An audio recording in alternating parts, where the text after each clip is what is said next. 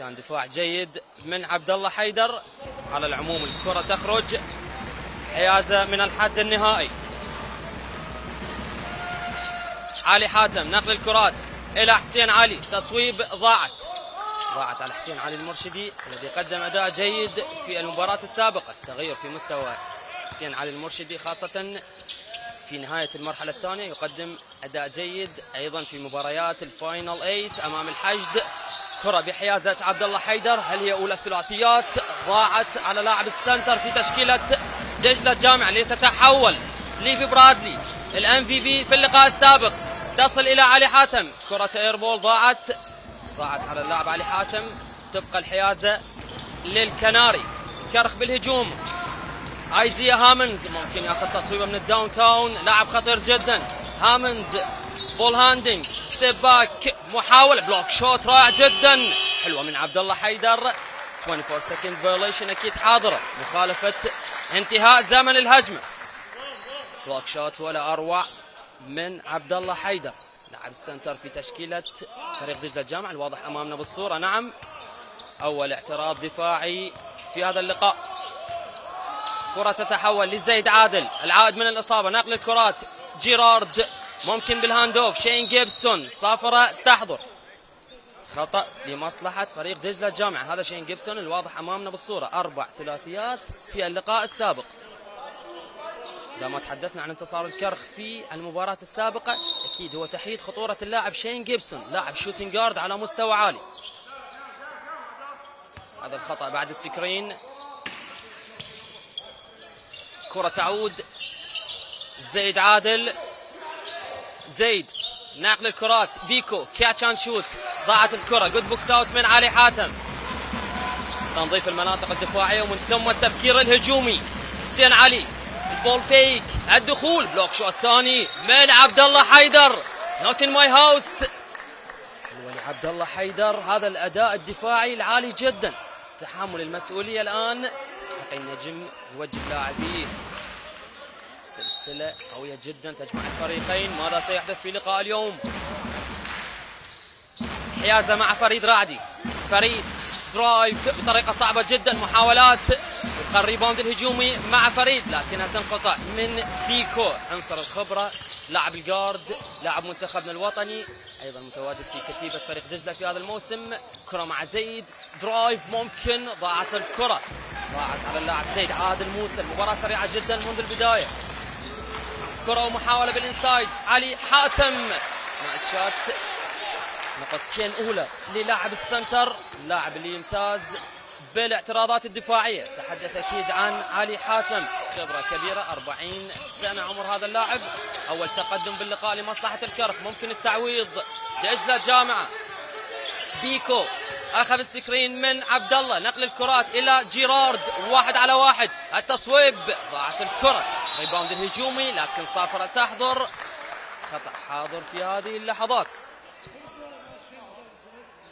7 دقائق 13 ثانية متبقية على انتهاء الفترة الأولى. هذا زيد عادل، الإشارة واضحة من هذا اللاعب، يطالب بالآن سبورتمان لايك فاول، خطأ المتعمد. ماذا حدث؟ هذه الفيداوي جامب شات من جيرارد، لكن هل هناك تعمد؟ هل هناك خطأ؟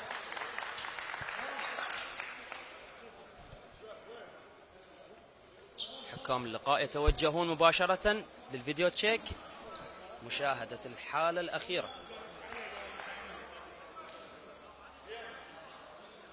نتائج الفريقين في هذه السلسلة، دجلة الجامعة تفوق بنتيجة كبيرة في أول لقاء 87-64. بعد ذلك التعويض كان حاضر، الكرخ عدل السلسلة في أرضه وما بين جماهيره 73-65. مباراة كبيرة جدا، كان بطلها أكيد ليفي برادلي، 27 نقطة، 2 ريباوند، 1 أسيست، بفعالية وصلت إلى 30%. تغيير المحترفين أكيد، محاولات للكرخ أكيد كانت بدايته جيدة في الدوري، بعد ذلك تراجع المستوى حتى على مستوى بطولة الوحدة الدولية. شاهدنا الفريق يقدم عطاءات جيدة. أيضا أذكر بمحترفين الفريق، كان تواجد لي شيرود براون، أيضا ديكسون ديكنبي، بعد ذلك التغيير ومن ثم الاستقرار على أنتوني فيرلي، وتواجد ليفي برادلي وآيزيا هامنز. عودة الحكام الآن. ما هو القرار؟ نورمال فاول، خطأ طبيعي، خطأ اعتيادي حق النجم. أيضا يشاهد ويناظر. وباتريك السابع الذي أنهى الريجولار سيزون متصدرا للدوري. بعد ذلك دجلة الجامعة انتصر على فريق الحلة بالفاينل 8 ومن ثم مواجهة الكرخ في السيمي فاينل. نعود من جديد. بيكو من أجل التاي جيم، ممكن درايف، ضاعت الكرة، تستمر مع بيكو. نقطتين رائعة جدا يقاتل هذا اللاعب كرار جاسم الملقب ببيكو. نقطتين التاي جيم، نقطتين لكل فريق. بالانسايد على اللو بوست بالهوك شوت. إكلاتية ثاني مرة. علي حاتم بنفس الطريقة، دائما ما يوجه اللوم على هذا اللاعب على مستوى العطاءات الهجومية. انه يسجل الآن تقدم بفارق سلة واحدة. كرة مع شين جيبسون. شين درايف، نايس اسيست. البول موفمنت مستمر. كاتش اند شوت. تصويبة ضاعت على فريق دجلة الجامعة. لتتحول ايزيا هامنز. يربح الخطأ من زيد عادل. خطأ تكتيكي من زيد عادل. اكيد حاول ان يوقف الران جيم الاخيرة. الخطأ الاول على فريق دجلة. شاهد هذا البادي كونتاكت ما بين ايزيا هامنز وزيد عادل موسى.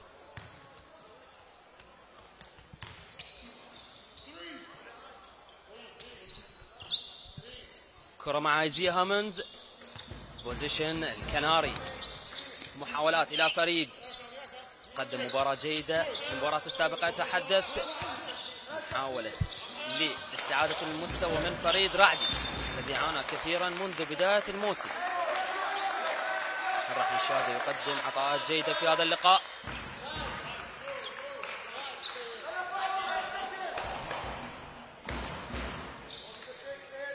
كرة والحيازة مع فريق الكرخ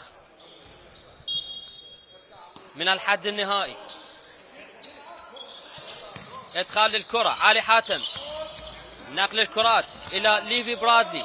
1 على 1. درايف من جديد. بلوك شوت، لكن قبل ذلك هناك صافرة وخطأ. رميتين حرة لمصلحة ليفي برادلي.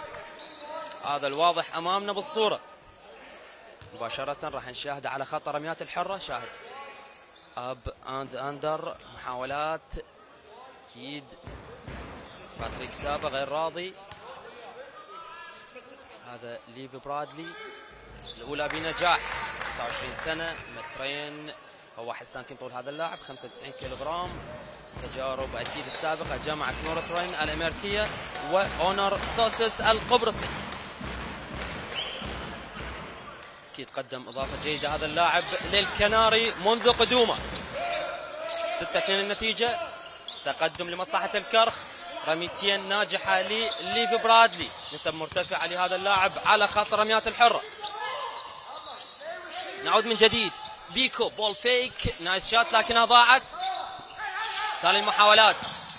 شين جيبسون. شين شاهد الدبل تيم على هذا اللاعب خطير جدا. لونج باص. محاولات من البيز لاين. درايف اند كيك. جيبسون آخر الثواني ممكن. ضاعت الكرة والصافرة تحضر. 24 second violation. مخالفة عدم التصويب على السلة. تحديد خطورة هذا اللاعب وأمر مهم جدا. أكيد يعرفون هو نقطة الانطلاق دائما ما تكون لفريق دجلة الجامعة من هذا اللاعب. تتحول للكرخ. ستيل ناجح. جيبسون ممكن. درايف نايس اسيست. ضاعت الكرة. ضاعت النقطتين بسهولة جدا. أضاع الكرة اللاعب زيد عادل. 3 بوينت من الداون تاون. حلوة لآيزيا هامنز صانع الألعاب. 9 نقاط. الكرخ يتقدم. هل سيعاني دجلة أيضا في هذا اللقاء؟ جيبسون درايف اند كيك. جيرارد 3 بوينت. الكويك انسر. جواب السريع عن طريق لاعب الباور فورورد. هذا الواضح أمامنا بالصورة. نعم نقطتين أو عفوا 3 نقاط للكورنر. يضرب أيضا من المسافة البعيدة. 9-5 النتيجة. مباراة ولعت حاليا. محاولات من جديد. ايزيا هامنز. تيرنوفر. انتقال الحيازة لفريق دجلة الجامعة مع وجود تبديل. أول تشيك إن ودخول شاهدت حسين جاسم متواجد حاليا بالتشكيل الخماسي. حسين جاسم بدلا من زيد عادل موسى.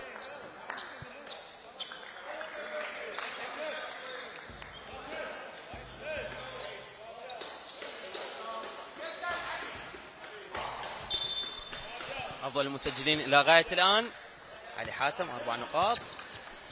أكيد علي حاتم راح يكون قريب جدا من الدبل في هذا اللقاء إذا ما عبر ال10 ريباوند. سننتظر وسنشاهد. شين جيبسون اوبن شوت خطير جدا. ضاعت الكرة، ضاعت على دجلة الجامعة لتتحول لآيزيا هامند. آيزيا محاولات لاعب صانع الألعاب يحصل على الخطأ. خطأ على اللاعب حسين جاسم يحاول أن يعمل ضغط دفاعي كبير على هذا اللاعب، لكن هو يمتلك المهارة. شاهد خطأ واضح جدا. الكرة راح تكون لمصلحة الكرخ.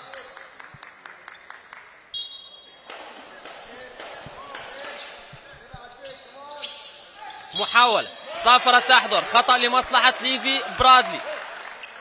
من جديد راح نشاهد على خط رميات الحرة هذا اللاعب.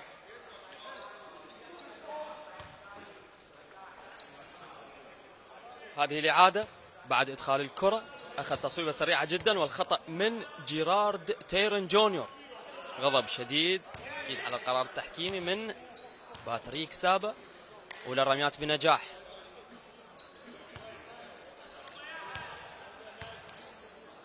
وعلى خط الرميات الحرة اللاعب ليفي برادلي في هذا الموسم عنده نسبة 68%. على العموم 4 نقاط لهذا اللاعب جميعها من خط الرميات الحرة. 11-5 تقدم للكناري. أين الرد؟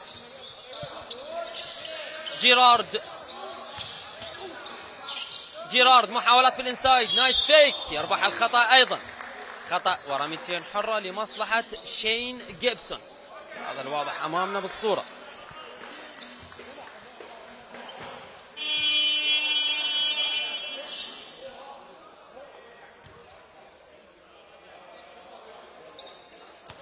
أيضا أشاهد هذا أرنز تشيدوم راح يكون حاضر كبديل.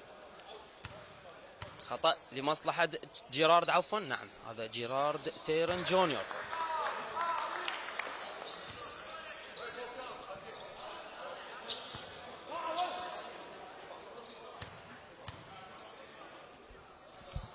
ثاني الرميات بنجاح. جيرارد تيرن جونيور 4 نقاط لهذا اللاعب. منذ بداية الدوري مسجل 303 نقاط على مستوى 2 بوينت. مسجل 112 من مجموع 205 محاولة بنسبة 54%. راح نتحدث عن هذه النسب أثناء مجريات هذا اللقاء. الضغط الدفاعي حاضر. شاهد من جديد، لكن هذه المرة كرة اوت، تيرن اوفر بإشارة من الحكم نائل طالب. تيرن اوفر على فريق الكرخ. شاهد محاولات بالهاند اوف، لكن ضغط دفاعي شديد جدا من لاعبي دجلة الجامعة. كرة تعود علي حاتم. نايس، حلوة الدوران، نقطتين اون فاير منذ بداية هذا اللقاء. 6 نقاط لهذا اللاعب، أفضل المسجلين إلى غاية الآن. حلوة لعلي حاتم، مترين 9 سنتيم طول هذا اللاعب. كان متواجد أيضا في مباريات الملحق للمنتخب الوطني. ساهم لصعود منتخبنا إلى البطولة الآسيوية. نعود لأرنز تشيدوم. التصويب، ضاعت 2 بوينت، ضاعت على دجلة الجامعة. المعاناة مستمرة. 13-6. محاولة للكناري. برادلي ليفي ضاعت أيضا. استعجال بالفينش يولد الأخطاء. 2:50 ثانية متبقية. محاولة بالإنسايد أيضا ضاعت. آيزيا هامند بالبناء الهجومي. اكسترا باص فريد. آيزيا صافرة تحضر. خطأ واضح جدا، ممكن أن يكون خطأ متعمد. خطأ على اللاعب حسين جاسم.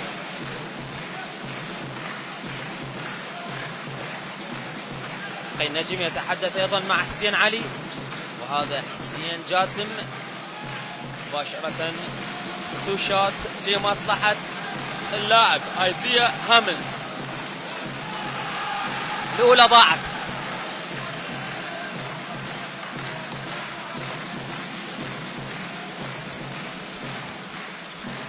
الرمية الثانية بنجاح، حلوة لآيزيا هامنز، أيضا سجل جيد لهذا اللاعب. المباراة السابقة سجل 18 نقطة، ساهم بفوز فريقه. نعود لشين جيبسون الذي لم يظهر إلى غاية الآن. رميتين حرة بالمباشر لهذا اللاعب، رميتين حرة لشين جيبسون، راح نشاهده على خط رميات الحرة. أكيد كوتش باتريك سابا غير راضي على أداء الفريق إلى غاية الآن. المعاناة في المباراة السابقة كانت شديدة جدا مع استمرار غياب صانع الألعاب محمد المهدي. أكيد لاعب محمد المهدي تدخل الجراحي، إجراء عملية جراحية بعدته عن الفريق. شين جيبسون يسجل بنجاح.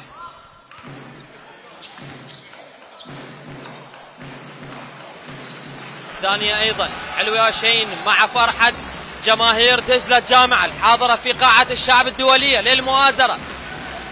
دقيقتين 20 ثانية متبقية. آيزيا هامنز نقل الكرات على الارك. برادلي خطير جدا هذا اللاعب، اخذ السكرين من علي حاتم. اين البيك اند رول؟ برادلي ضاعت النقطتين. الريباوند، ثاني الفرص الهجوميه. علي حاتم يقاتل على كل كره هذا اللاعب لكن فقدها حاليا، وتبقى الحيازه لمصلحه علي حاتم وفريق الكرب. هذا علي حاتم 6 نقاط الى غايه الان. شين جيبسون ايضا حسين علي، كرة ادخال. برادلي على اللو بوست، ممكن جامب شوت نايس 2 بوينت ليفي برادلي جونيور. نقطتين، الكرك يصل للنقطة رقم 16. 6 نقاط لليفي برادلي جونيور. مستوى جيد، كويك شوت من شين جيبسون الذي يعاني على مستوى 3 بوينت من جديد. صافرة ورميتين حرة لحسين جاسم، هذا الواضح امامنا بالصورة. مركز بالانسايد، لاعب الشوتنج جارد شاهد خطأ واضح جدا بعد البول فيك، ارتكاب الخطأ من حسين علي اللي يندب حظه اكيد على اللقطة الماضية.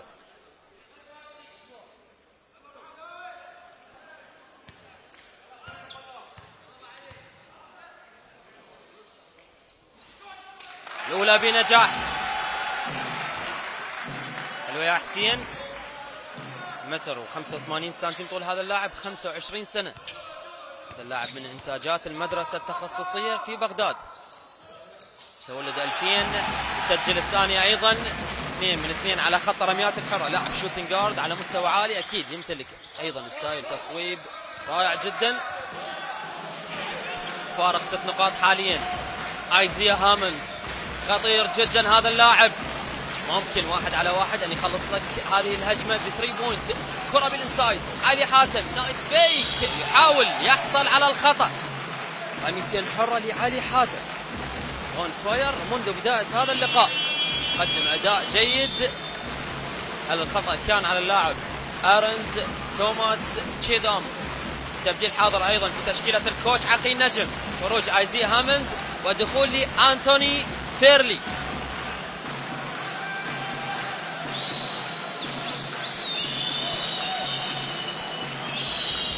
أولى الرميات ضاعت.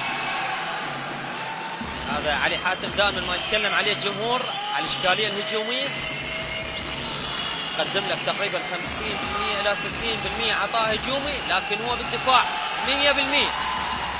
أرقام جيدة على مستوى البلوك شات لعلي حاتم حتى في بطولة فيبا وصل في الموسم الماضي رفقة فريق النفط. نعود لبيكو ورفقاء بيكو، الهجمة مع دجلة الجامعة. كرار شين نقل الكرات، بيكو درايف ممكن يحاول، ضاعت الكرة. علي حاتم جود بوكس اوت، عطاءات دفاعية جيدة لعلي حاتم. نقل الكرات حاليا، الكرف جيدين إلى غاية الآن. الهاند اوف مع عباس هادي، كرة بالانسايد، بيكو يخطف الكرة ويحصل على الخطأ. خطأ لمصلحة كرار جاسم، هذا الملقب ببيكو لاعب منتخبنا الوطني.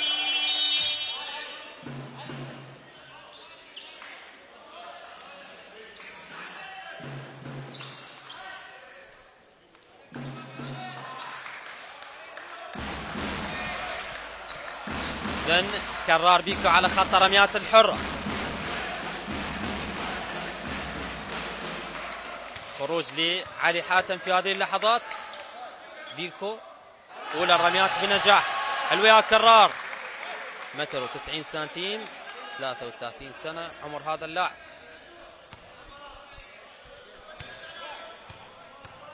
ثاني الرميات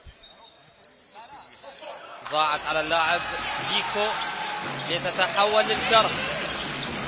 عميد الأندية العراقية على مستوى الألقاب، هل سيحقق الفوز ويحرج دجلة جامعة متصدر الدوري يعاني كثيرا في هذه السلسلة؟ الجهة المقابلة في السلسلة الأخرى الدفاع الجوي يتقدم تحت قيادة مدرب الكوتش نضال غانم، قدم انتصارين مقابل لا شيء. نعود أجواء هذا اللقاء الناري. محاولات برادلي الMVP في اللقاء السابق، نقل الكرات عباس هادي، فقدان الكرة حاليا تيرنوفر. شين جيبسون، شين المهارة العبور إلى المنطقة الأمامية ثم التفكير الهجومي. حسين جاسم كاتشان شوت، ضاعت الكرة، ضاعت على اللاعب حسين جاسم اللي كان متمركز بشكل مثالي. على العموم آخر المحاولات ضاعت على فريق الكرخ. تنتهي الفترة الأولى تقدم الكناري. الكرخ 16 نقطة، دجلة جامعة 11 نقطة. استراحة قصيرة أحبة المتابعين والمشاهدين، ومن ثم العودة لتكملة أحداث هذا اللقاء. لا تذهبوا بعيدا، تكرموا بالبقاء معنا.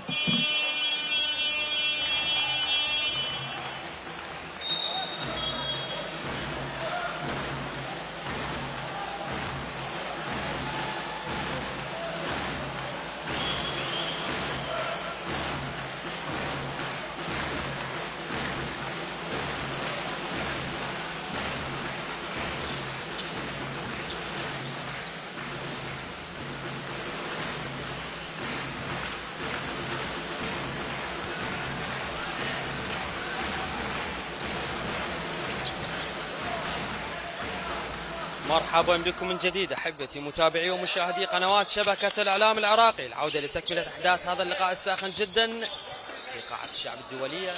الكرخ يتقدم على دجلة جامعة في ثالث مباريات هذه السلسلة، صعبة جدا على الفريقين. شين كابسون اولى الثلاثيات، لاعب الشوتنج جارد خطير جدا، بمجرد ان تحصل على الفرصة يسجل مباشرة. لاعب جيد، لاعب خطير. اولى الثلاثيات للاعب الشوتنج جارد. ينزل الفارق حاليا لزلة واحدة فقط. علي حاتم، محاولات إلى فريد رعدي بالهاند اوف. علي حاتم محاولات، ضاعت الكرة إلى الريباوند. أرنزتشي دوم، ثم الفاست بريك، ثم تسجيل. بيكو يسجل، ملك الفاست بريك أكيد وملك الدفاع. حلو يا كرار، نقطتين والتاي جيم. يعود دجلة جامعة ليعدل النتيجة. ايزيا هامونز، ناس كروس اوفر الثري بوينت تصويب ضاعت لم تكتمل، ضاعت على محترف فريق الكرك. 16 نقطة لكل فريق مع وجود خطأ لمصلحة أرنز تشيدوم. بداية جيدة لفريق الكرك في هذه الفترة. مباشرة تعديل النتيجة، هذه النقطتين لبيكو إذن في بداية هذه الفترة. 4-0 ران لمصلحة فريق دجلة الجامعة. تعادل الأرقام في هذه اللحظات، 16 نقطة لكل فريق مع وجود تايم اوت ووقت مستقطع.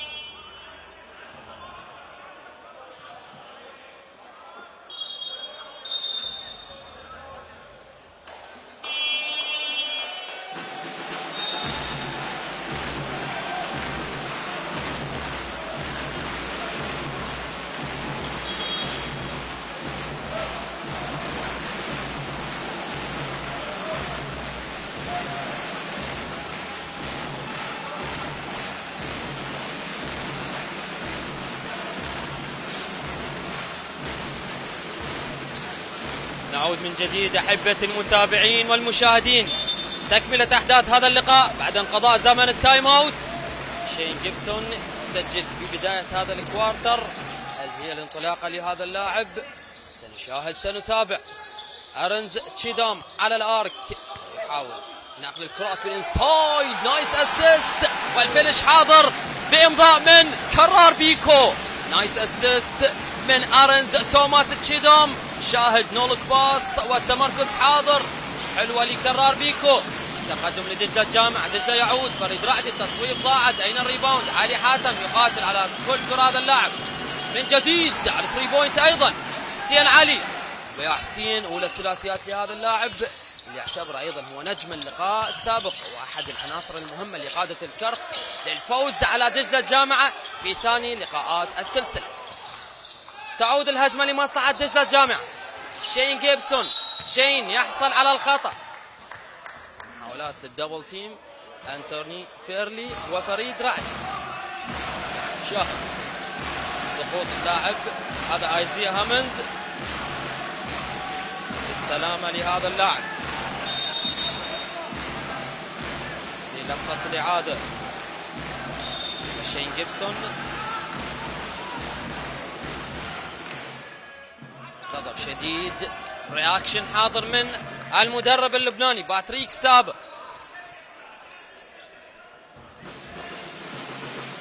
ايزيا هامنز لا زال ساقطا على ارضية الملعب. 18-19 فارق نصف سلة لمصلحة الكناري بعد ثلاثية جميلة جدا من حسين علي.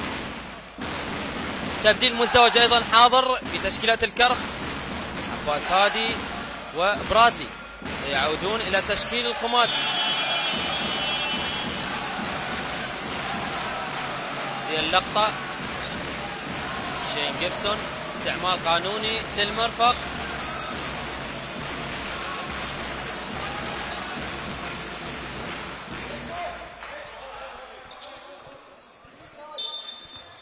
كرة من الحد الجانبي. أرنز تشيدوم، نقل الكرات إلى بيكو، إلى أرنز، محاولات تصويب، جامب شوت، نايس 2 بوينت. أرنز توماس تشيدوم لاعب الباور فورورد أيضا يسجل من المسافة المتوسطة. 20-19 يعود التقدم لدجلة الجامعة. تتحول للكرك حاليا. حسين علي، حسين يبحث عن الهيلد، أنتوني فيرلي سبيد موف، ضاعت 2 بوينت، ضاعت على المحترف الامريكي الحاضر في تشكيله الكوتش عقيل نجم. بالنسبه لفريق الكرك شين جيبسون ممكن الى بيكو، اوبن شات التصويب، ضاعت الكره، لم تكتمل التصويب يا بيكو. كره للتعويض للكرك، علي حاتم. علي الى برادلي. ليف برادلي. محاولات من البيز لاين. بول موفمنت. فيرلي. كويك شوت. ايضا ضاعت هذه التصويبه السريعه جدا. ديكو بالالتقاط الدفاعي. تهدئه الاوضاع. نقل الكره الى شين جيبسون اللي يتقمص دور صانع الالعاب في هذا اللقاء. شين سكوب لاياب. ضاعت الكره. كان ممكن انه تبحث عن الاسيست يا شين جيبسون. تتحول الكره للكناري بالانسايد. فيرلي بالريفيرس لاياب يسجل. حلو هالتحرك على الباك دور. حلو هالفينش من البيز لاين. حلوه لهذا المحترف. اولى النقاط لهذا اللاعب. ايضا قدم مستوى جيد في المباراه السابقه. كره تعود من جديد. ارنز تشيدوم. نقطتين لارنز تشيدوم لاعب الباور فورورد. ايضا 4 نقاط لهذا اللاعب. مباراة اشتعلت في بداية الفترة الثانية. ماذا سيحدث؟ نتيجة متقاربة جدا. مباراة كلوز جيم. حسين علي ممكن على اللو بوست. علي حاتم 1 على 1. محاولات فيدوي جام شات ضاعت. بيكو تنظيف المناطق الدفاعية ومن ثم التفكير بالهجوم. ارنز الى بيكو. نقل الكرات. تهدئة الاوضاع. الكرخ بالزون ديفينز. لكن هناك ملازمة دفاعية لشين جيبسون الخطير جدا. نقل الكرات من جديد. تشيدوم ضاعت على 3 بوينت. ريباوند لحسين علي المرشدي. تهدئة الاوضاع. المباراة اصبحت سريعة جدا. حسين بحيازة الكرة. التصويب من الداون تاون. اون فاير. حسين علي المرشدي. اداء خيالي لهذا اللاعب في مباريات هذه السلسلة. قدم اداء مثالي جدا. حسين علي المرشدي. جراية عالية لهذا اللاعب. هذه الجرأة يا حسين. شاهد اخذ التصويب على بعد تقريبا 1.5 متر من خط الارك. مستحيل. هذا الاداء راقي جدا يا حسين. نجم نادي التضامن السابق قدم اداء جيد في هذا الموسم. كان متواجد مع فريق الحشد الشعبي. حلوه ال3 نقاط. حلوه الثقه. هذه ايضا ريفيرس لياب. النقطتين المهمه جدا لانتوني فيرلي. اذا احبه المتابعين المشاهدين عودة التقدم لمصلحة الكرك في هذه اللحظات وبفارق السلة واحدة. الرياكشن الأخير أيضا من كوتش باتريك السابق. اختراق أيضا من فيرلي ونقطتين. دجلة جامعة تراجع دفاعيا على العموم 24-22. 5 دقائق 47 ثانية متبقية. تايم اوت لمصلحة دجلة جامعة في هذه اللحظات. ماذا سيتكلم الكوتش باتريك السابق مع لاعبيه؟ تحديد الدفاع والهجوم امر ضروري اكيد. هذا فريق الكرخ. هذا حسين علي المرشدي. ثلاثيتين لهذا اللاعب. علي حاتم ايضا دفاع جيد يقدم هذا اللاعب. كرخ اذا ما فكر ان يفوز في هذا اللقاء عليه ايقاف شين جيبسون. اكيد هذه الخلطه السريه للفوز والظفر بنتيجه هذا اللقاء.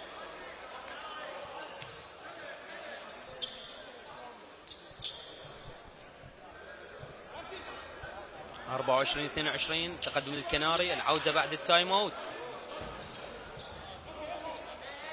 كرة ادخال من الحد النهائي. الحيازة مع دجلة جامعة. وشاهد ايضا دخول لصانع الالعاب حسين عليم. نقل الكرات الى محمد فالح. الى حسين من جديد. تدوير الكرات. ارنز تشيدوم. تصويب ضاعت على 3 بوينت. قصيرة هذه التصويبة. تتحول الكرة بحيازة عباس هادي. عباس لاعب منتخبنا الوطني. نقل الكرات على اللو بوست الى حسين علي. بول موفمنت فيرلي. نايس فيك. التصويب ضاعت. قصيرة ايضا هذه الكرة. الكرة تتحول لدجلة جامعة. دجلة من جديد. حسين عليم الى جيرارد تيرن. الى بيكو.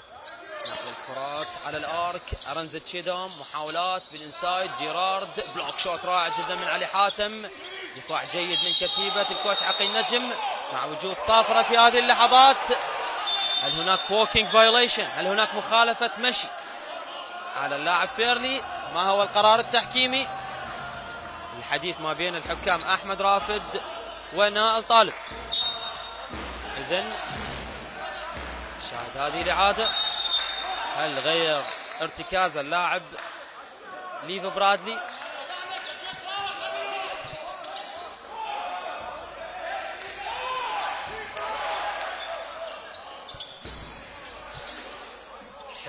مخالفة مشي على فريق الكرخ. حيازة مع دجلة الجامعة. حسين عليم. حسين نقل الكرات بالانسايد. جيرارد الدوران، ضاعت هذه التصويبة، من ثم التكملة أيضا ضاعت، والفرصة الثانية ضاعت على اللاعب أرنز تشيدام. الريباوند كان حاضر من حسين علي، الصيحات والتشجيع حاضرة من هذا اللاعب يشجع نفسه على أداء الجيد. شاهد بعد الريباوند بوكس اوت، من ثم التقاط الكرة المرتدة من البورد معا. اكيد سأل واضح على المدرب باتريك سابق، الرياكشن الأخير يوضح مدى زعل هذا المدرب على أداء فريقه. كرة تعود فيرلي من جديد بالانسايد، ضاعت النقطتين السهلة جدا على عباس هادي. لاعب الجارد كان من الممكن أن تسجل ايزي باسكت.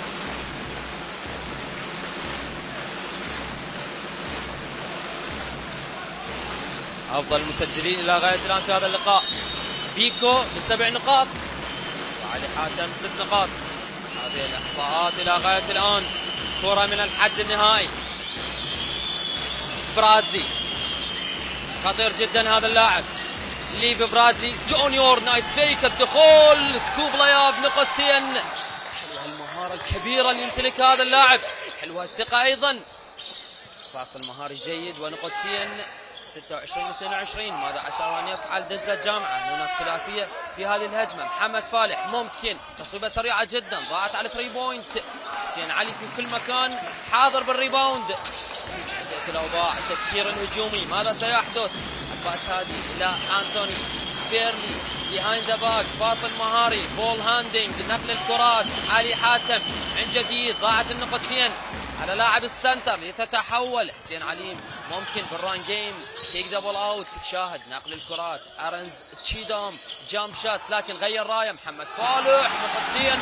حلو الدوران، حلو الريفيرس لياب، بعد اسيست مثالي جدا من ارنز. توماس تشيدام نقطتين، تخلص الفارق من جديد. سله واحده هو الفارق. كرة تتحول للكناري في هذه الهجمة. فيرلي 1 on 1 سبين موف، دوران، ضاعت الكرة. شاهد الدفاع الراقي جدا من كتيبة دجلة الجامعة. هديت الأوضاع حاليا. حسين عليم، أرنز من جديد إلى جيرارد، يحاول بلوك شوت، نوت ان ماي باسكت. حلو هالرياكشن من علي حاتم، بلوك شوت لهذا اللاعب منذ بداية هذا اللقاء. حلوة يا علي من جديد. برادي على 3 بوينت أيضا ضاعت. استعجال بالفينش دائما ما يولد الاخطاء، تحدثت في هذا الامر اكثر من مره. 24-26 النتيجه. هجمه لمصلحه فريق دجله الجامعه. شاهد فريق ايضا الكرخ بالزون ديفنس بعد خروج اللاعب شين جيبسون. مباشره خروج اللاعب شين جيبسون فريق الكرخ رجع يدافع دفاع المنطقه. هذه استراتيجيه المدرب الواضح امامنا بالصوره، عقيل نجم. لكن مع عودة شين جيبسون في المباشر راح نشاهد هناك لاعب يلعب مان تو مان مع شين جيبسون. هذه القراءة الدفاعية إلى غاية الآن في هذا اللقاء. هذه لقطة البلوك شوت. علي حاتم، نوت ان ماي هاوس، حلوة يا علي. كرة بحيازة ايزيا هامنز. ايزيا حاول، صعبة جدا هذه التصويبة لكن يسجلها بنجاح. ايزيا هامنز بوينت جارد الجديد. الكرخ يتقدم 6 نقاط الى غايه الان لهذا اللاعب. كره الى حسين عليم، حسين الى محمد فالح، ممكن بالهاند اوف، نعم، مع بيكو. كرار درايف، محاوله صافره تحضر في هذه اللحظات. خطا لمصلحه بيكو، واضح امامنا بالصوره. ايضا عقيل نجم استمر بالتوجيهات. هذا الدرايف الاخير من كرار كان يحاول أن يحصل على فرصة الآند 1. على العموم هو حاليا على خط رميات الحرة. أيضا خروج عباس هادي والدخول لفريد رعدي. روتيشن من الكوتش عقيل نجم في هذه اللحظات.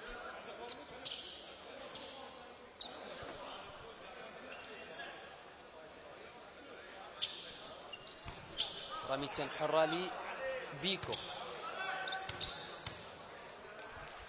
على التنفيذ. أولى رميات بنجاح ويا كرار. تصفيق والتشجيع مستمر من هذا الرجل باتريك سابا مدرب نادي ميروبا هناك في لبنان. ايضا تجربه سابقه عند هذا المدرب عفوا، ايضا في احد المواسم درب فريق بيروت اللبناني في البطوله العربيه. اذن دقيقه و59 ثانيه متبقيه، 28-25 تقدم بفارق 3 نقاط الى غايه الان لمصلحه الكرخ. مع وجود كره من الحد الجانبي لمصلحه فريق دجله الجامعه.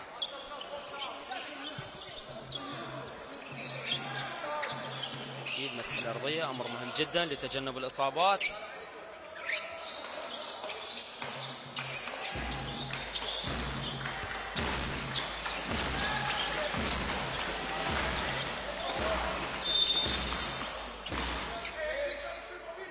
إذن عودة شين جيبسون إلى التشكيل الخماسي. كرة من الحد الجانبي، حسين عليم. حسين صانع الألعاب يبحث عن شين جيبسون اللي يتعرض للبراشر ديفنس إلى ضغط الدفاع. شين ممكن تصويبة سريعة جدا ياخذ هذا اللاعب في أي لحظة. شين جيبسون تصويب، ضاعت الكرة. هنا الريباوند يستقر مع كتيبة الكوش عقيل نجم وآيزيا هامونز بالبناء الهجومي. هامونز نقل الكرات، علي حاتم إلى برادلي من جديد. فريد درايف، نايس اسيست ونايس فينش. علي حاتم حلو هالأداء لهذا اللاعب منذ بداية هذا اللقاء. 8 نقاط، نعم 8 نقاط لعلي حاتم. ويا علي لاعب الخبرة، اكيد يمتلك خبره كبيره هذا اللاعب. من جديد محمد فالح 0 من 3 على المسافه البعيده. ضاعت هذه الثلاثيه على محمد فالح. من جديد آيزيا هامونز بالمهاره، محاولات جامب شات ضاعت على الكناري. ضاعت هذه التصويبه من المسافه المتوسطه لتتحول لدجله الجامعه. يتاخر بفارق 5 نقاط لكن ممكن ان يعوض في اي لحظه. كره ومحاوله في الانسايد، ارنز دوران، ضاعت النقطتين. من جديد ريباوند لايزيا هامونز. صعوبة اختراقات دفاعات الكرخ في هذا اللقاء. من جديد برادلي اون فاير من الداون تاون، صاروخ بالتوجيه الليزري من هذا اللاعب. لاعب الجارد يحمل الرقم 42 شاهد. مباشرة تصويبة سريعة جدا، اخذ الثقة هذا اللاعب بعد ما كان هو الام في بي والافضل في اللقاء السابق. حلوه لليف برادلي، ماذا عساه ان يفعل باتريك سابا بالمباشر. طلب التايم اوت من اجل الحديث مع اللاعبين، التعويض الدفاعي. شاهدنا نزيف للنقاط لفريق دجله الجامعه في هذا الكوارتر الممتع جدا مع تبقي 36 ثانيه على انتهاء. ونتحدث ايضا على منتخبنا الوطني. اليوم سحبت قرعه البطوله الاسيويه التي ستقام في جده في السعوديه. البطوله اللي راح تقام من 5 إلى 17 في الشهر الثامن من هذا العام. أكيد العراق وقع بالمجموعة الرابعة مع الصين تايبي ونيوزيلندا والفلبين. مجموعة صعبة جدا لمنتخبنا الوطني. باقي المجموعات جروب اي، المجموعة الأولى قطر، أستراليا، كوريا، لبنان. مجموعة المو تعتبرها. بالنسبة للمجموعة الثانية غوام، اليابان، سوريا وإيران. والمجموعة الثالثة الصين والأردن والهند والمملكة العربية السعودية. بالنسبة للقرعة للبطولة الآسيوية كل التوفيق أكيد لمنتخبنا الوطني. جارب من الحضور الجماهيري، متابعة مباريات السيمي فاينل.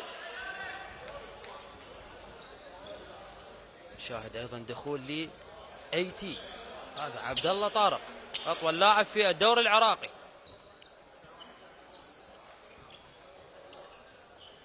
ذكاء جيد من مدرب الفريق الكوتش عقيل نجم. اخراج علي حاتم خوفا على وقوعه بالفاول ترابل، وادخال عبد الله طارق. عبد الله هو اطول لاعب في الدوري العراقي. اخر الثواني من عمر الفتره الثانيه، حيازه مع فريق دجله جامعه.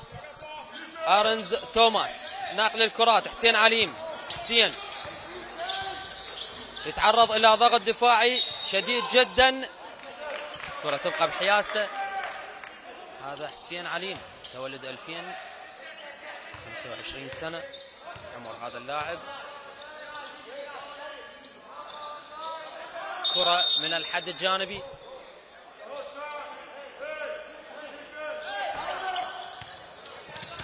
شين جيبسون، ممكن يا شين في اي لحظة ان يسجل هذا اللاعب. صافرة تحضر، حيازة تبقى مع فريق دجلة الجامعة على اعتبار ان الكرة ارتطمت بقدم ايزيا هامنز لاعب فريق الكرخ. كرة من الحد الجانبي، ثانية واحدة، ممكن شين جيبسون بذكاء شديد على البزر بيت يسجل نقطتين ناجحة ولقطة رائعة جدا. ممكن ان نشاهد دائما هذه اللقطات في الان بي اي واليورو ليج، لكن لشين جيبسون رأي اخر ونقطتين وراء السريع ايضا. ايزيا هامنز على البزر بيت، قاتل الوقت هذا اللاعب، الخنجر بالدقر، سجل بالوقت الحساس. شاهد هذه الإعادة الممتعة جدا. شين جيبسون بذكاء شديد، نقطتين بفلوتر سريع جدا قبل انتهاء زمن الهجمة. الإعادة لشين، كان فيري سمارت في هذه اللقطة. بالمقابل هذه النقطتين في آخر الثواني، جامب شوت من ايزيا هامنز. هذا باتريك سابا يطالب اكيد بتسجيل النقطتين. على العموم احبه المتابعين والمشاهدين، 35-27 التقدم مستمر لمصلحه الكناري فريق الكرخ. احبه المتابعين والمشاهدين راح نذهب مباشره الى استراحه قصيره ومن ثم العوده لتكمله احداث هذا اللقاء بشوطه الثاني وبفترته الثالثه والرابعه. لا تذهبوا بعيدا، لدينا المزيد.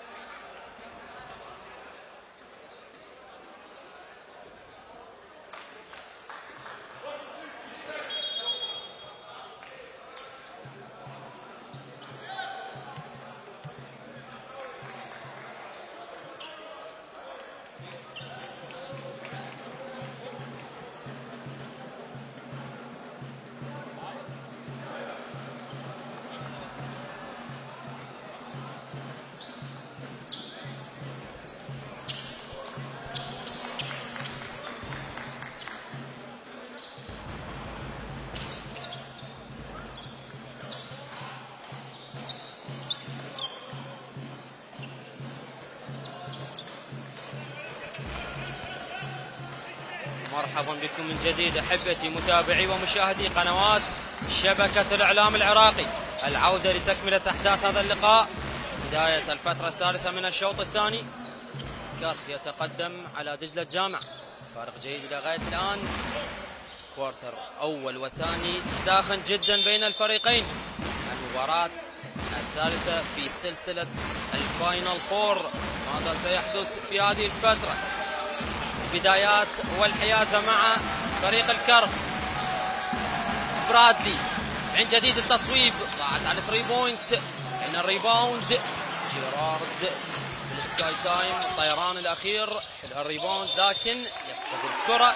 تيرن اوفر اول في هذه الفترة بارتكاب من الواضح امامنا بالصورة. جيرارد تيرن جونيور، العبور بعد فاصل مهاري جيد لكن النهاية الغير جيدة. تتحول الحيازة لمصلحة الكرخ. فريد راعدي إلى برادلي، فريد من جديد، عباس هادي، بول موفمنت. أيضا دجلة جامعة بالزون ديفينز، شاهد الهيلبنج الدفاعي حاضر. ايزيا هامنز ضاعت على 3 بوينت، التقطها علي حاتم من جديد. ثاني الفرص، نقل الكرات ضاعت. أين الفاست بريك؟ ممكن شو تايم. زيد عادل ضاعت بالايزي لاياب. تتحول من جديد، تبقى الحيازة لمصلحة بيكو. دجلة جامعة، كرار درايف من جديد، ضاعت النقطتين. حاول بالسكوب لاياب، ضاعت على فريق دجلة جامعة. توجيهات من باتريك سابا وهو غير راضي عن اللقطة الأخيرة. أولى التصويبات الثلاثية، فريد راعدي لاعب الشوتنج جارد، ضاع الكرة على مستوى المسافة البعيدة. تتحول الكرة، جيرارد اكسترا باس، بول موفمنت على الارك. بيكو من جديد الى جيرارد، الدخول صافرة ورميتين حرة لمصلحة جيرارد تيرن جونيور، هذا الواضح امامنا بالصورة.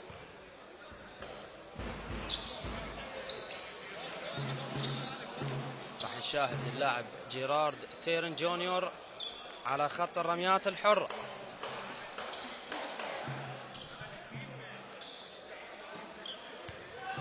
عقيل نجم ايضا مدرب منتخبنا الوطني للناشئين، تحصل على المركز الاول في بطولة غرب اسيا. مساعد مدرب منتخبنا الوطني ايضا كوتش عقيل نجم، الى غاية الان متقدم. ضياع الفرصة الاولى على جيرارد تيرن جونيور في هذا الموسم. جيرارد تيرن سجل 58 رمية من مجموع 88 بنسبة 65%، نسبة غير جيدة اكيد لهذا اللاعب اللي وصل الى النقطة الخامسة في رصيده الشخصي. بول بوزيشن مع الكرخ، محاولات نقل الكرات سبيل ايجاد ثغرة في دفاعات دجلة جامعة. ايزيا هامنز، دخول درايف بطريقة صعبة جدا، ضاعت الكرة لتتحول. تفوق الهجوم الحاضر، عودة دفاعية للكرخ، اوبن شات. زيد عادل تصويب، ضاعت. ستايل تصويب غريب جدا من زيد عادل باللقطة الأخيرة. على العموم تتحول الكرة، الكناري عباس هادي، يهدئ الأوضاع، لاعب منتخبنا الوطني. نقل الكرات إلى فريد، إلى ايزيا هامنز، ممكن برادلي.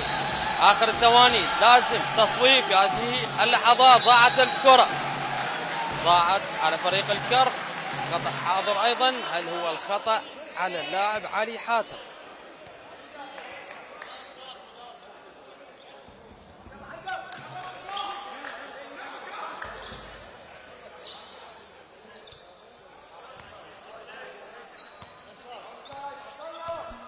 كرة بحيازة فريق دجلة جامعة في هذه اللحظات.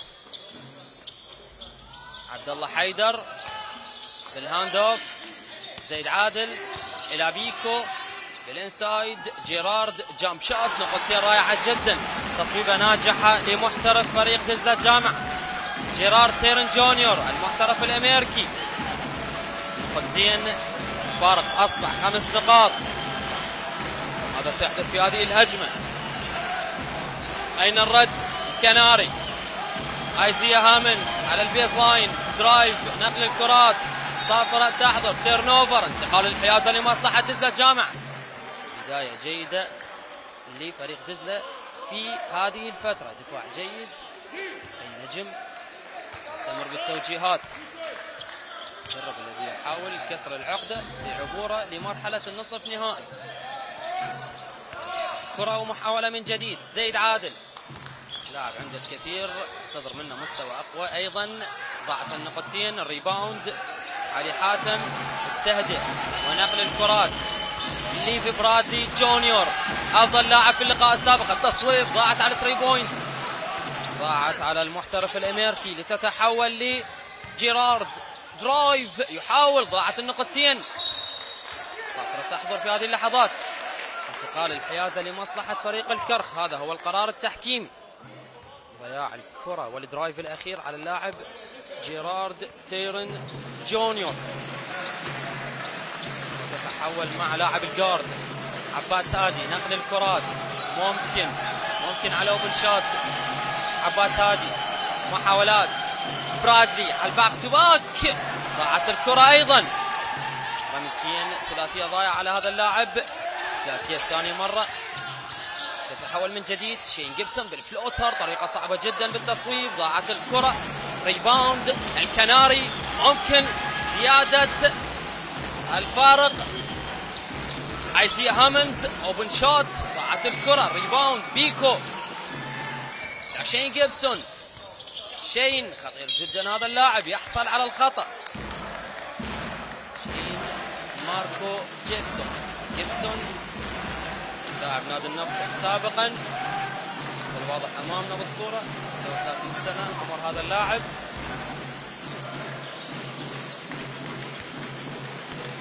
كرة مع زيد عادل على اللو بوست، عبد الله حيدر ممكن 1 على 1 بالهاند اوف. بيكو من جديد على الباك بورد، ضاعت الكرة. تتحول للكناري بالقيادة الهجومية. برادلي ممكن درايف على السلة، ضاعت الكرة أيضا. ريباوند شين جيبسون، اللونج باس بيكو، التقاط رائع جدا، فينش أيضا غير حاضر، والتكملة من جديد. يعني المحاولات الهجومية، جيرارد تيرن جونيور يصحح الأخطاء ويصل بفريقه إلى النقطة، أو عفوا برصيد الشخصي النقطة التاسعة، النقطة رقم 32 برصيد فريق دجلة جامعة. الفارق أصبح 3 نقاط. مباراة على المحك، مباراة ساخنة جدا منذ انطلاقها. السلسلة تشير إلى التعادل، انتصار أول لدجلة جامعة مع انتصار ثاني لفريق الكرخ. هذه الكرة الأخيرة، بيكو أضاع الكرة. شاهد هذه البداية من شين جيبسون، فينش غير حاضر. الكرار بيكو اللي كان في وضعية غير طبيعية، وثاني الفرص الهجومية سجلها جيرارد تيرن جونيور. ايزيا هامنز، محاولات برادلي، دجلة الجامعة بالتو 3 زون ديفنس، ضاعت الكرة على 3 بوينت، والخطأ أيضا حاضر على اللاعب علي حاتم. هو رابع الأخطاء يا علي، هل دخلت بالفاول ترابل؟ فريق بحاجتك في هذا اللقاء، لا داعي للمغامرات يا علي. كرة بأحضان شين جيبسون، وشاهد فرحة المدرب باتريك سابق، أكيد هو يعلم بخطورة علي حاتم، خطورة الموقف في هذا اللقاء الصعب جدا على متصدر الدوري في الموسم المنتظم. شين جيبسون كويك شوت 3 بوينت، بمجرد أن حصل ملم واحد في أرضية الملعب مباشرة التصويب وسجل. شاهد هذه الإعادة، شين جيبسون بعد السكرين الرائع جدا أخذ المسافة والسبيس، سجل بنجاح على الارك. اكيد هو الافضل في الدوري العراقي، نسب مرتفعه على مستوى 3 بوينت للاعب شين جيبسون، ده راقي جدا لشين الى غايه الان. ارقام هذا اللاعب على مستوى 3 بوينت في هذا الموسم 77 من مجموع 144 محاوله بنسبه 53.5%، وهي نسبه جيده على مستوى 3 بوينت في هذا الموسم لهذا اللاعب. اكيد اللاعب شين جيبسون منذ قدومه الى الدوري شارك في 560 دقيقة بمعدل 29 دقيقة فاصلة 5 في هذا الدوري. 393 نقطة سجل شين جيبسون بمعدل 20 نقطة في كل لقاء. على مستوى 2 بوينت نسبته 65%، على مستوى 3 بوينت تحدثت 53%، وعلى مستوى خط الرميات الحرة أكيد هو الأفضل أيضا، 38 رمية حرة من مجموع 41 بنسبة 92.7%. هذه أرقام شين جيبسون، فرحة الجماهير الحاضرة في قاعة الشعب الدولية، مؤازرة الفريق أكيد. هذه جماهير دجلة الجامعة. تاي جيم حاضر، 35 نقطة لكل فريق. ماذا ستؤول إليه نتيجة هذا اللقاء؟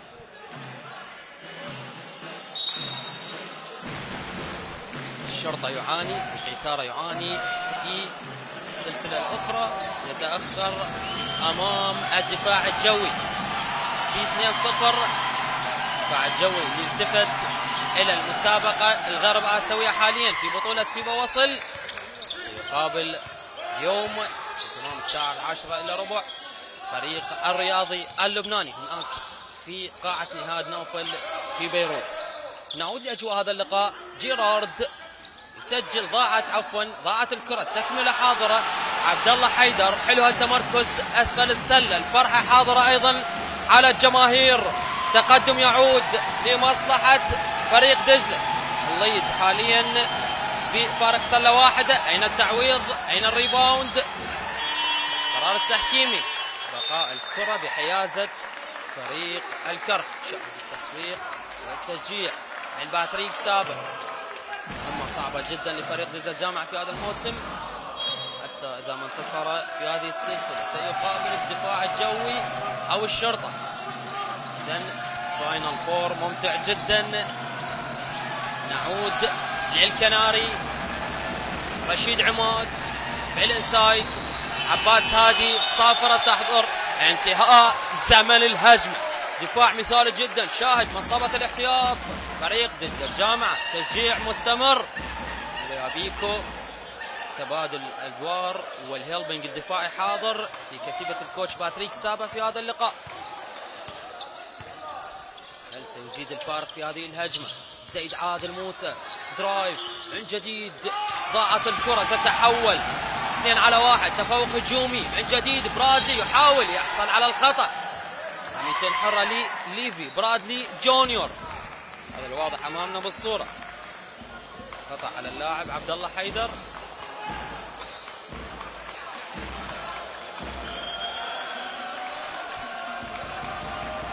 إذا رميتين حرة لبرادلي اللي سجل 10 رميات حرة من مجموع 17 رمية بنسبة 58%. الرمية الأولى ناجحة. معدل جيد تهديفي لهذا اللاعب، 21 نقطة في كل لقاء، وهو الأفضل في اللقاء السابق. ثاني رميات بنجاح. الولي ليفو برادلي، نعم 13 بوينت إلى غاية الآن، منها ثلاثية واحدة. لاعب عند الكثير. نعود لدجلة الجامعة. شين جيبسون، تاي جيم، أين التقدم؟ بيكو بامب فيك، الدخول بالاندواني وسجل. كرار بيكو قطين وكرار. قرار جيد في هذه اللحظات من هذا اللاعب. الشجاعة، دخول من أمام رشيد عماد، نقطتين. فرصة الرمية الإضافية الواحدة. شاهد على الباك بورد، نقطتين للاعب منتخبنا الوطني الذي سيشارك مع المنتخب في بطولة آسيا القادمة جدة هناك في المملكة العربية السعودية. كرار بيكو، البدايات هناك في نادي الحلة. كرار اكيد يتميز بالاداء الدفاعي، معروف عنه الاداء الدفاعي، وايضا فاست بريك شاهدناه في مباراة الملحق ايضا امام البحرين، اللي كانت هي مفتاح الصعود لمنتخبنا الوطني والصعود للبطولة الآسيوية. تعود من جديد الكرة صافرة وخطأ لمصلحة عباس هادي. بالسلامة يا عباس. 39-37، دقيقتين 50 ثانية متبقية على انتهاء زمن هذه الفترة. ابتسامة حاضرة من الكوتش عقيل نجم. بدأ القلق على هذا المدرب، لكن أكيد هو يمتلك خبرة عالية، وهو مساعد منتخبنا الوطني، مدرب منتخبنا للناشئين سابقا، مدرب ايضا لفريق نفط البصره. كره محاوله، حسين علي التصويب 3 بوينت، صاروخ بالتوجيه الليزري ايضا. حسين علي اون فاير، ويا حسين 9 نقاط من 3 ثلاثيات، اداء خيالي جدا يقدمه في هذا الموسم. حلوه لحسين علي وحلوه للكرف، تقدم بفارق نصف سله حاليا. اين الرد؟ شين جيبسون يحصل على الخطا، فاول بالسكرين للاعب عباس هادي. حلوه لحسين علي المرشدي، ثلاثيه جديده يسجل هذا اللاعب. شاهد فريق الكرف على مستوى الثلاثيات اليوم 4 ثلاثيات من مجموع 21 محاوله. اكيد 3 ثلاثيات من حسين علي وثلاثيه كانت من ليفي برادلي. النسب والاحصاءات للكناري على مستوى الثري بوينت. شين جيبسون يسجل ويعود التقدم لمصلحة دجلة الجامعة. 12 نقطة في رصيد الشخصي شين جيبسون. كرة من جديد، كلاكيت رابع مرة، ضاعت هذه المرة على اللاعب حسين علي. تتحول لشين جيبسون، شاهد نايس اسيست بالانسايد، صفرة وخطأ. رميتين حرة لعبد الله حيدر، يطالب بالخطأ المتعمد. واضحة الإشارة من هذا اللاعب والابتسامة أيضا. هل هو الخطأ على اللاعب ليف برادلي؟ فارق نصف سلة. نجم يتابع ويناظر، قاد الفريق إلى بر الأمان في المباراة السابقة. أيضا حسين علي قدم عطاءات جيدة في هذه السلسلة لغاية الآن. عبد الله حيدر ولا تصويبات بنجاح. لاعب كانت بداياته في محافظة كربلاء المقدسة، بعد ذلك الانتقال إلى فريق الحلة تحت قيادة الدكتور نصر حسين، ثم التواجد مع فريق دجلة الجامعة. على العموم 1 من 2 50% نسبة عبد الله حيدر على خط رميات الحرة في هذا اللقاء. نعود من جديد، بول موفمنت، نقل الكرات على الارك بالانسايد حاليا. برادلي، عباس هادي اخر الثواني، التصويب، ضاعت الكرة، ضاعت على فريق الكرف لتتحول لشين جيبسون. شين خطير جدا، شين نايس اسيست بالانسايد، نايس فينش. جيرارد تيرن جونيور بعد اسيست مثالي جدا. التفاهم والتناغم حاضر بين محترفي الفريق. اتحدث عن فريق دجلة الجامعة اكيد. فارق اصبح 4 نقاط. اين الرد؟ اين الرد يا الكناري؟ حسين علي، حسين احد مفاتيح الفوز في المباراة السابقة. من جديد برادلي، ضاع الكرة على 3 بوينت. صفرة تحضر في هذه اللحظات.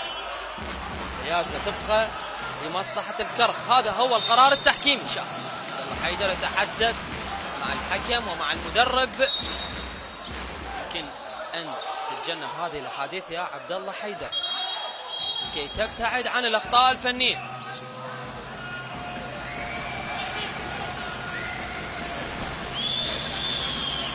حيازه مع الكناري،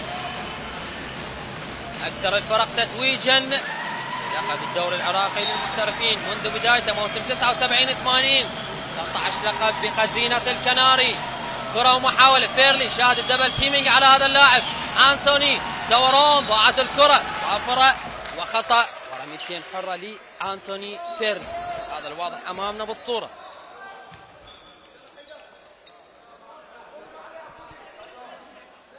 في اخر دقيقه الكرخ بعد ما شاهد انه ماكو جدوى على مستوى الثري بوينت، الشاهده بدا يلعب بالانسايد بنزول انتوني فيرلي. وللرميات ضاعت. انتوني فيرلي 26 سنه، متر هو 90 سنتيمتر هذا اللاعب. التجارب السابقه اكيد مع جامعه مايلز الامريكيه، وهو قادم من نادي الانترانيك اللبناني. ثاني الرميات ضاعت ايضا، 0 من 2 على 3 ثرو لاين. ضاع الكره هذا المحترف. الفريق بحاجه للنقاط يا انتوني فيرلي. كره من جديد بالانسايد، سيد عادل، نقل الكرات الى بيكو، الى جيرارد، 1 on 1. وضعية الواحد على واحد. شاهد بالبادي كونتاكت، بلوك شوت رائع جدا. ثاني الفرص آخر الثواني، والصافرة تحضر انتهاء زمن الهجمة. انتقال الحيازة لمصلحة فريق الكرخ. شين جيبسون وهذا باتريك سابق. هناك تبديل. شاهد راح نتابع.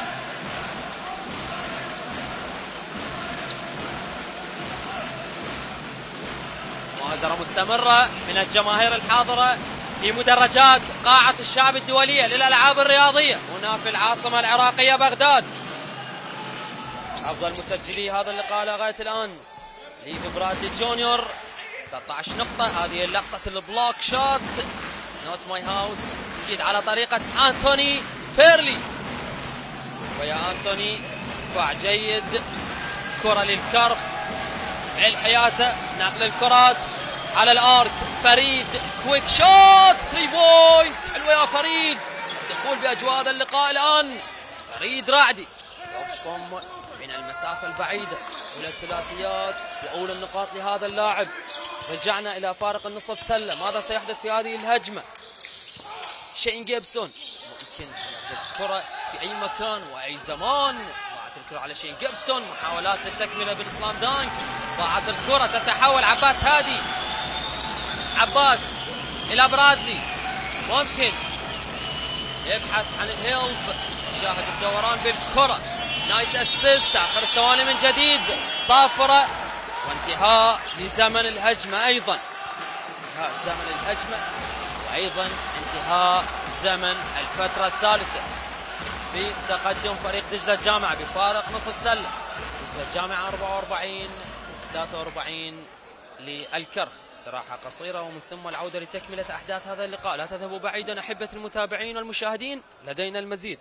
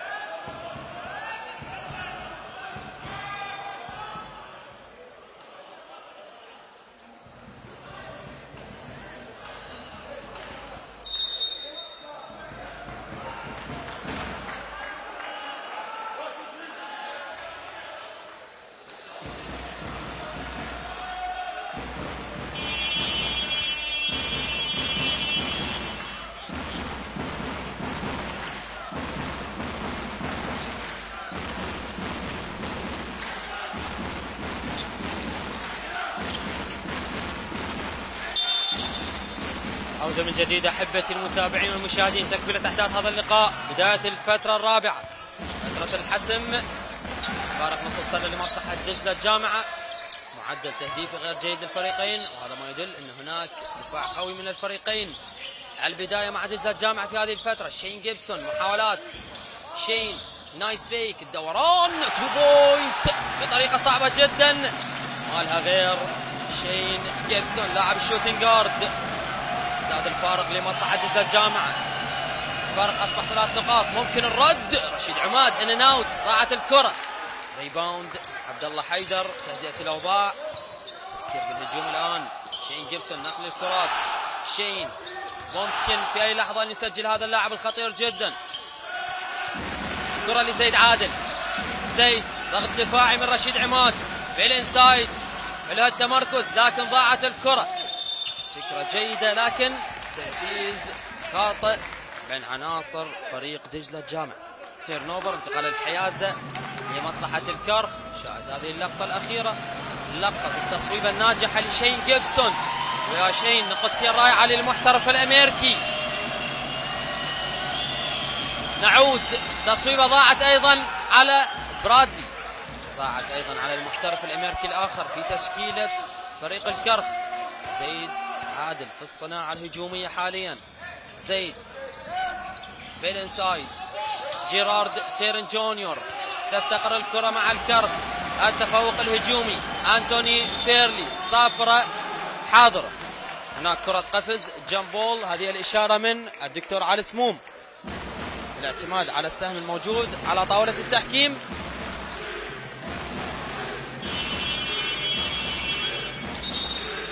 حيازة مع فريق الكرخ في هذه اللحظات.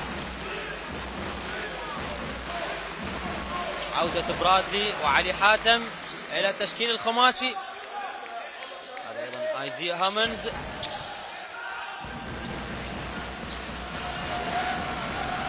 كرة إدخال من الحد الجانبي، ايزيا هامنز إلى رشيد.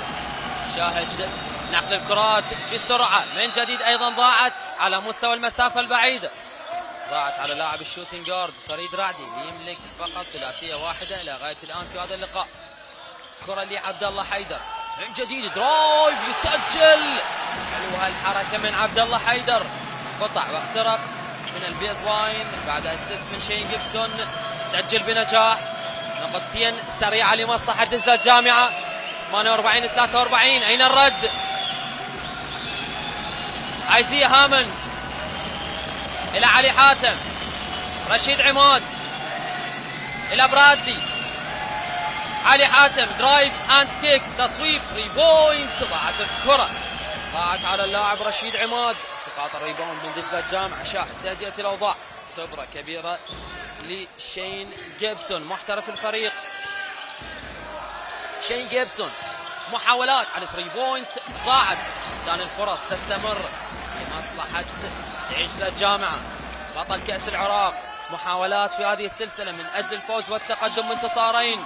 نقل الكرات إلى بيكو، حاول على الباك بورد، كرة ما وصلت أساسا إلى الحلق، تتحول ليف برادلي. محاولات على الباك بورد أيضا ضاعت. ممكن هالمرة بالفاست بريك، ممكن يا بيكو. تستمر التهدئة بالأوضاع حاليا.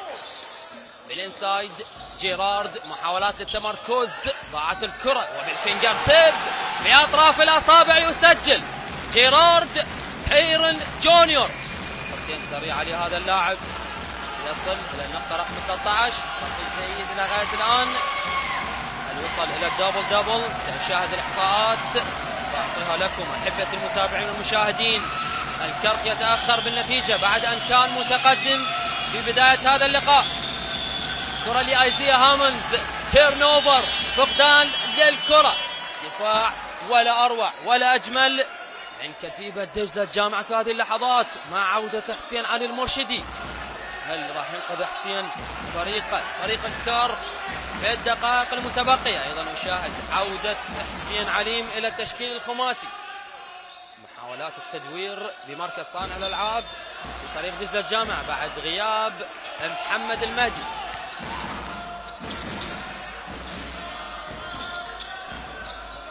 تعود الهجمة لفريق دجلة الجامعة. شين جيبسون، التصويب 3 بوينت من الكورنر على تارجت. حلو يا شين جيبسون، أفضل لاعب مصوب بال3 بوينت في هذا الموسم، يستمر في عطاءاته الممتازة إلى غاية الآن. اقتربنا من انتصاف الفترة الرابعة، فترة الحسم. من سينتصر؟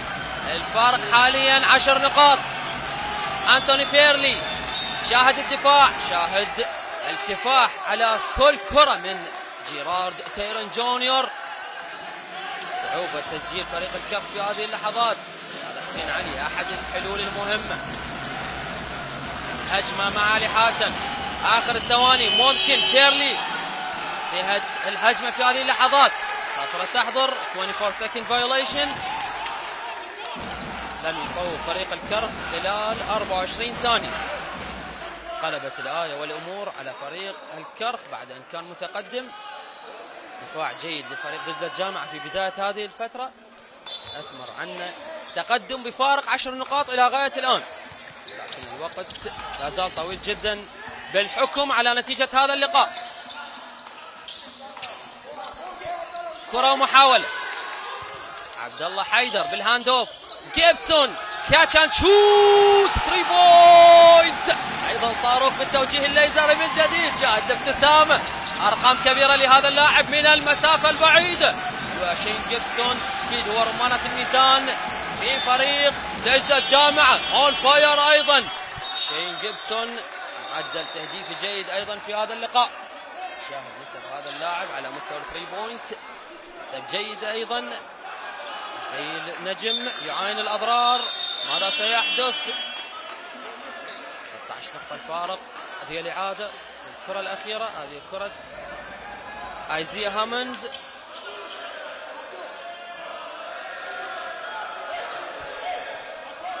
إذن 56-43. شين جيبسون هذا الخطير، هذا المثير، ثلاثيات يسجلها للتاريخ. قاعة الشعب الدولية والجماهير الحاضرة أكيد مستمتعة جدا بأداء فريق دجلة الجامعة. تقدم مستمر لأبناء الكوتش باتريك سابع. تصف حاليا الوقت بالفترة الرابعة. شين جيبسون دفاع متقدم أكيد على هذا اللاعب. جيرارد خطير جدا، 1 على 1، نقل الكرات، عبود على 2 بوينت ضاعت، حاول مسافة متوسطة.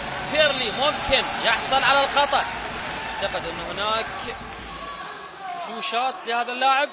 نعم سننتظر القرار التحكيمي. نعم فوشات لمصلحة أنتوني فيرلي.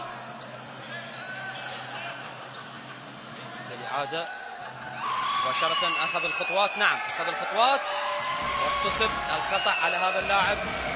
إذا رمية حرة صحيحة. أنتوني فيرلي ضاعت أولى الرميات. تأثير جماهيري كبير شاهد خلف البورد. نعم هذه الجماهير أثناء تصويب اللاعب أنتوني فيرلي. تزداد الصيحات والصرخات، ماذا سيحدث؟ فيرلي يسجل ويرد على الجماهير. 3 نقاط لغاية الآن لأنتوني. دجلة الجامعة بالهجوم. حسين عليم إلى جيرارد، صافرة وخطأ نعم على أنتوني فيرلي. الخطأ راح يكون من السايد لاين، من الحد الجانبي.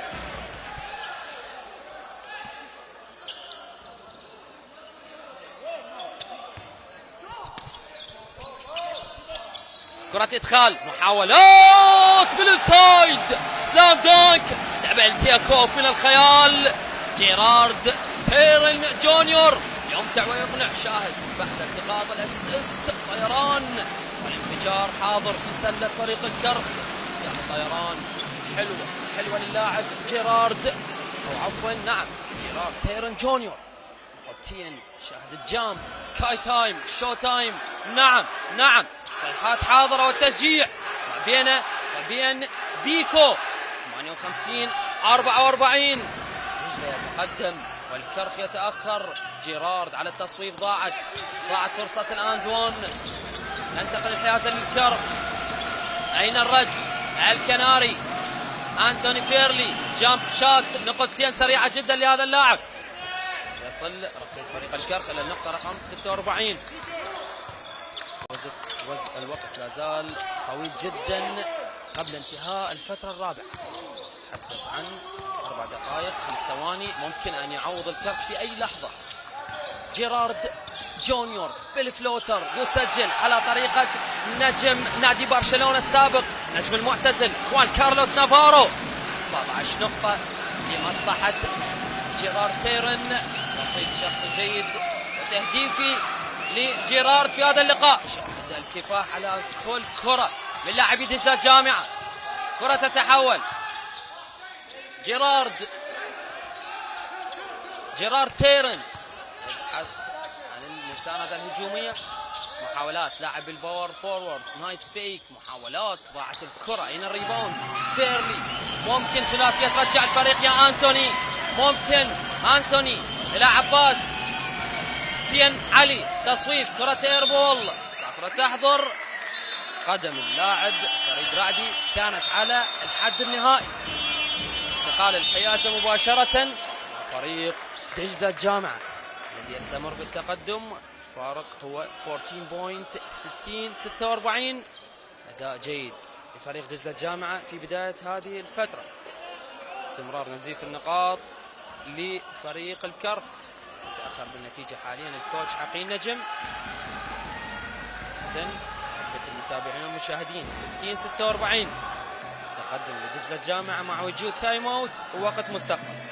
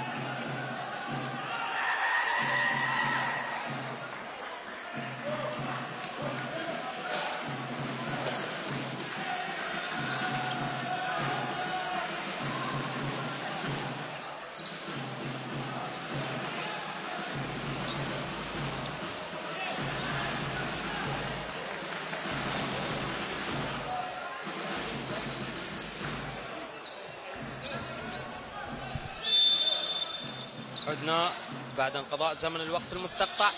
أفضل المسجلين أصبح الآن شين جيبسون، 22 نقطة. الرصيد الشخصي شين جيبسون في طريقة لنيل جائزة أفضل لاعب في هذا اللقاء إذا أكيد ما انتصر فريق دجلة الجامعة. كرة بحيازة عبد الله حيدر، محاولات إلى شين جيبسون، مستحيل التصويب، ضاعت هالمرة. جيرارد ثاني المحاولات، بيكو يربح السكرين، ستيب سايد، نقل الكرات بالانسايد، عبود ممكن الدوران فقد الكرة لكن تبقى بحيازته. هذه الإشارة من الحكم دكتور أحمد رافد. دقيقتين 40 ثانية، الفارق ليس بالكبير، ممكن العودة في أي لحظة. حدثت أفضل المسجلين شين جيبسون 22 نقطة على مستوى الريباوند الأفضل في هذا اللقاء إلى غاية الآن. 15 ريباوند لجيرارد تيرن جوني. هذا أيضا خالد يحيى مدرب فريق الشرطة، تواجد وحاضر في قاعة الشعب الدولي. يتأخر بالسلسلة أكيد أمام الدفاع الجوي. هل سيعوض القيثارة ويعود؟ لكن الفريق الدفاع الجوي أكيد المهمة الخارجية تقديم عطاءات جيدة أمام فرق غرب آسيا، على الرغم من كونه هو آخر الترتيب لكن شاهدناه بخسارات ليست بالفارق الكبير خاصة أمام الفرق اللبنانية. أتحدث عن الحكمة والرياضة. فريق الدفاع الجوي يقدم موسم جيد أيضا، تواجد محترفيه داريوس جونسون، رامون جالوي، وأكيد جوردان هاملتون. آخر دقيقتين 40 ثانية. نعود بعد انقضاء زمن التايم اوت. باتريك سابا يتقدم بالنتيجة الآن بعد أن تأخر في فترة أولى للنسيان. 60-46، فارق 14 بوينت. هذه العودة يا حسين علي في هذه الدقائق.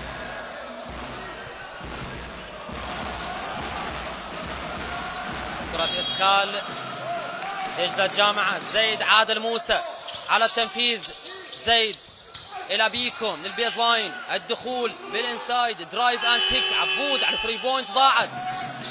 استقر مع فريق الكرف، حسين علي ممكن يحاول درايف، صفرة تحضر، خطأ، رميتين حرة لحسين علي، خطأ بارتكاب من اللاعب عبد الله حيدر. فكر بالبلاك شات في هذه اللقطة عبود. شاهد ابتسامة حاضرة، تحدث مع المدرب كانت الكرة كلين، هناك بادي كونتاكت وتلامس جسدي في هذه اللحظات يا عبد الله حيدر. نعم خطأ واضح جدا. المرشدي على خط الرميات الحرة الأولى ضاعت. مطلوب التركيز يا حسين. الجماهير تؤثر خلف البورد، صيحات تتعالى على اللاعب حسين علي المرشدي. جماهير دجلة الجامعة حاضرة في هذا اللقاء. نعم يسجل حسين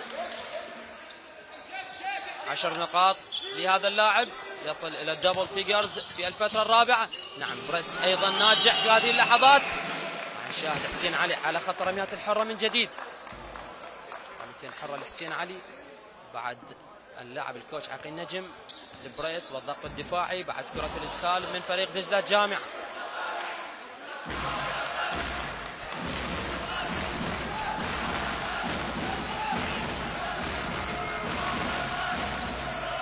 حسين علي على خط رميات الحرة، لاعب نادي التضامن سابقا نادي الحشد الشعبي.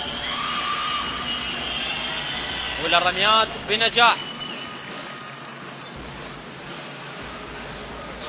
تركيز عالي في الرمية السابقة في انتظار التنفيذ. ماذا سيحدث؟ 60-48 ممكن العودة للكناري في أي لحظة. الثانية ضاعت. ريباوند عبد الله حيدر. نقل الكرات زيد عادل إلى بيكو، كرار إلى جيرارد، الدخول نايس فيك، حصل على الخطأ. لا، قرار التحكيم يقول هناك مخالفة المشي بالكرة. هل حرك اللاعب جيرارد قدم الارتكاز؟ نعم جود كول لحكم اللقاء. مخالفة واضحة على اللاعب جيرارد تيرن جونيور. كرة لعباس هادي. عباس ممكن درايف اند كيك. حسين علي محاولات على 3 بوينت قصيرة ضاعت. الريباوند شين جيبسون يقاتل على كل كرة هذا اللاعب. نقل الكرات بيكو شين 2 بوينت ايزي باسكت بامضاء شين جيبسون. البداية من بيكو ويا شين من 20 نقطة لهذا اللاعب. أفضل المسجلين إلى غاية الآن عباس هادي. ضاعت أيضا على 3 بوينت. شاهد صافرة تحضر. خطأ على اللاعب أنتوني فيرلي والمطالبات حاضرة بوجود خطأ، سوء سلوك غير رياضي، خطأ متعمد. النجم يعاني في هذا اللقاء. مباراة جيدة سابقة في قاعة الشهيد منذر علي شناوة.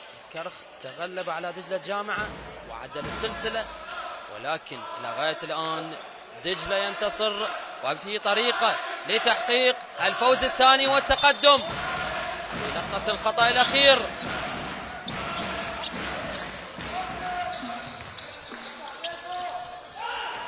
محاولات زيد عادل يتعرض للدبل تيم، فقدان للكرة من جديد.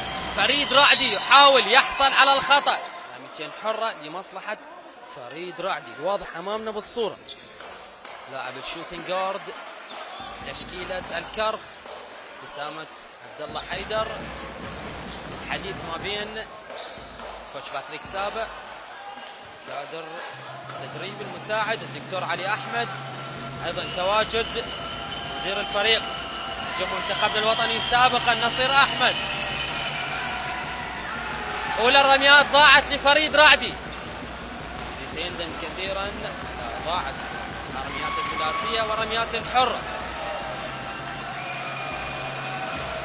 من جديد فريد يسجل الثاني. رمية ثانية ناجحة لمصلحة فريد رعدي الذي يقلص الفارق، لكن الفارق لا يزال كبير جدا على أمل عودة الكرخ في الدقائق المتبقية. محاولة لكرار بيكو. محاولات نقل الكرات من جديد. بيكو بالريفيرس يحاول ضاعت الكرة تتحول. عباس هادي طلبات باللعب السريع من الكوتش عقيل نجم. ممكن فريد يحاول ضاعت. ريباوند شاهد زيد عادل يحافظ على الكرة. نقل الكرات شين جيبسون. شاهد ضاعت من جديد. ايزيا هامنز بالانسايد. فيرلي نقل الكرات، ممكن التصويب على 3 بوينت تقليص الفارق. عباس هادي، عباس التفكير الهجومي، الكناري في مأزق. فيرلي إلى علي حاتم، آخر الثواني ضاعت على فريق الكرخ لتتحول لشين جيبسون. شين يحصل على الخطأ. آخر 34 ثانية متبقية، 49-62 تقدم لمصلحة دجلة الجامعة.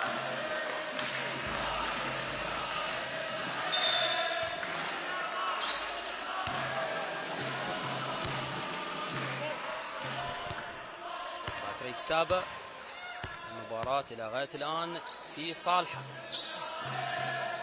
كرة من الحد الجانبي، آخر الثواني.